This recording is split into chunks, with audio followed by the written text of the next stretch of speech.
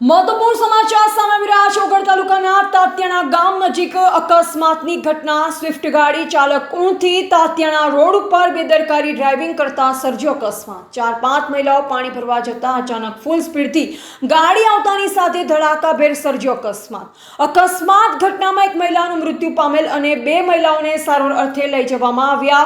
અકસ્માત ઘટનામાં એક મહિલાનું ઘટના જ સ્થળે મૃત્યુ પામ્યાના સમાચાર સામે આવેલ છે. મૃત્યુ પામેલ જસીબેન રમાભાઈ રાણાવાડિયા ઉંમર વર્ષ 45, જેઓને થરા રેફરલ હોસ્પિટલ ખાતે પીએમ અર્થે ખસેડવામાં આવ્યા છે.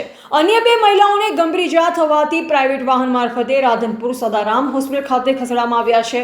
ઇજાઓ થયેલ મહિલાઓમાં ભાવનાબેન બાબુજી ઉંમર વર્ષ 27 રહે તાત્યાણા અને તારાબેન ધારસીજી ઉંમર વર્ષ 48 રહે તાત્યાણા, જેઓને સારવાર અર્થે દાખલ કરવામાં આવ્યા છે.